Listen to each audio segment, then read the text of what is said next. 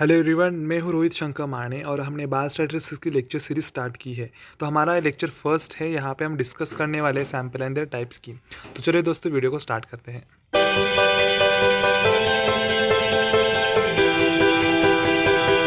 तो पहले हम देखेंगे इंट्रोडक्शन। नाउ सी, पॉपुलेशन मतलब क्या।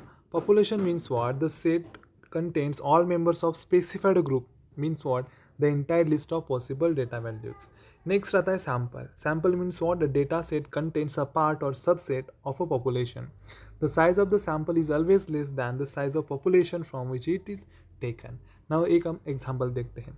ये जो ग्रुप ऑफ पॉपुलेशन, इसको बोलेंगे हम 10th क्लास का टोटल स्टूडेंट का group.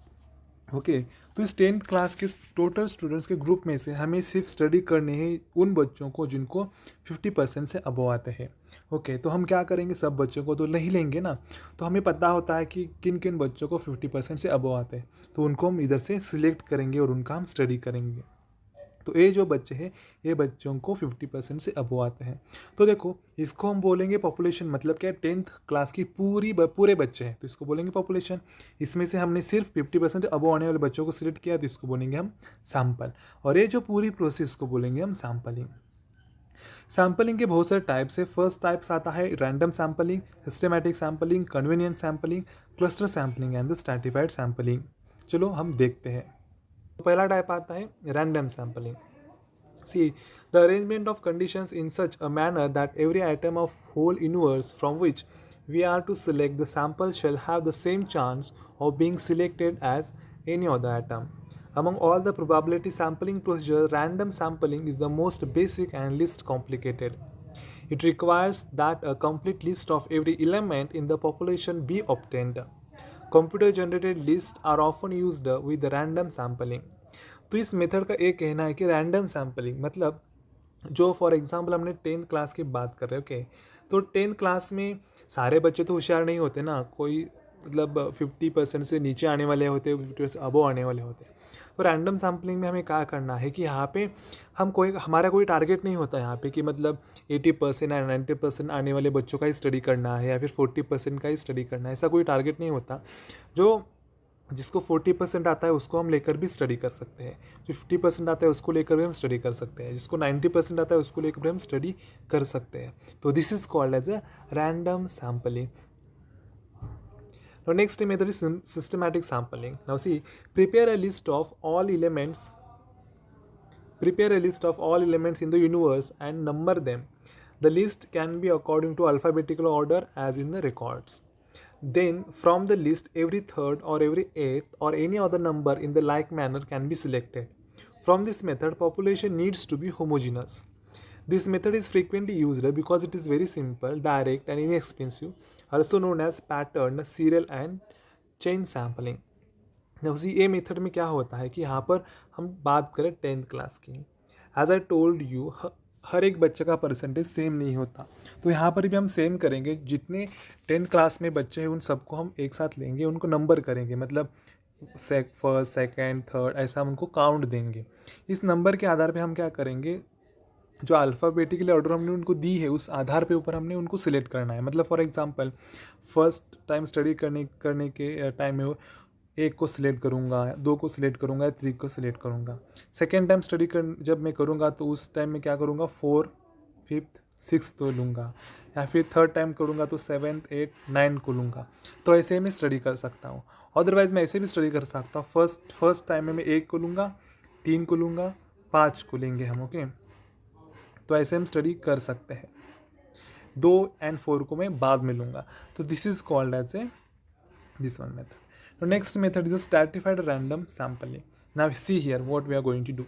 When the population is divided into different stratas or groups and then samples are selected from each stratum by simple random sampling procedure, we call it as a stratified random sampling. However, this time it is by some characteristic, not geographically. For instance, the population might be separated into males and females. A sample is taken from each of these strata using either random, systematic or convenient sampling. Now see, in this method what we have to do, simply we have to do groups. For example, in the 10th class we have males and we have females. Okay, so we have to divide these all students into two groups, male and females. Then we have to select some students from male and some students from female according to the percentage criteria, or according to the age criteria, or according to the any criteria that we are going to study. So on the basis of that, we can do the study here. Next method is the cluster sampling. Now this cluster sampling is accomplished by dividing the population into two groups, that is usually geographically and the vertically. These groups are called as the clusters or blocks. These clusters are randomly selected and each element in the selected clusters are used. Now see here in the cluster sampling what we have to do. Here we have to divide the population into groups. For example, in 10th class, in the 10th class we have 30 students. Now these 30 students we have to divide into three groups as like 10 10 10. Okay, then we have to study these 30 students in three groups, and we can select any group at any time. Okay, so on the basis of that we can do the study. This is known as a cluster sampling. Now next point is the advantages. Now helps to collect wider information more quickly, and it helps to make estimates of the characteristics of the total population in a shorter time. तो ये जो sampling method है, इस method से हम जल्दी जल्दी कोई भी ग्रुप या कोई भी मेथड यूज़ करके हम स्टडी कर सकते हैं. Sampling cuts cost, much of time and money is saved at each stage of research. अब इस मेथड का यूज़ करके हम हमारे पैसे बचा सकते हैं, हमारा टाइम बचा सकते हैं. Sampling procedure techniques often increases the accuracy of the data. With small samples, it becomes easier to check the accuracy of the data. इस मेथड से हम जो एक्यूरेसी है, जो रिजल्ट्स हमें चाहिए, वो एक्यूरेसी हम बढ़ा सकते हैं और हमें जल्दी जल्दी इस रिजल्ट से रिजल्ट्स मिल सकते हैं. From the administrative point of view, also sampling becomes easier. Problems of hiring the staff, task of training and supervising will become easier. तो इस मेथड से जो एडमिनिस्ट्रेटिव पॉइंट ऑफ व्यू, मतलब जहाँ पे इंटरव्यूज़ होते हैं या फिर रिक्रूटमेंट होते हैं, वहाँ पे ये मेथड्स यूज़ की जाती हैं. तो उसके तहत किसी भी कैंडिडेट को हायर करना, उसको नौकरी देना या फिर उसको ट्रेनिंग देना या फिर उसको सुपरवाइज करना ईजी बन जाता है. Now see the disadvantages. Sampling it is not a flexible in a situation where knowledge about each unit is needed. Example, estimation of national income for the current year. तो इसमें एक disadvantage ये है कि यहाँ पे हर एक मेथड का हम स्टडी नहीं कर सकते. It is not a flexible method, यही वो बोल रहे हैं.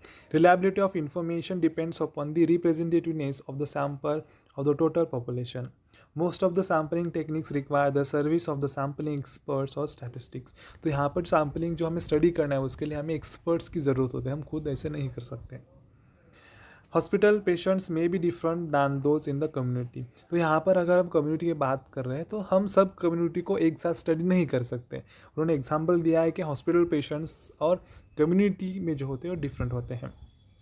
Volunteers are not typical of non-volunteers. So these are the some disadvantage, advantage and the different types of sampling methods. Thanks a lot.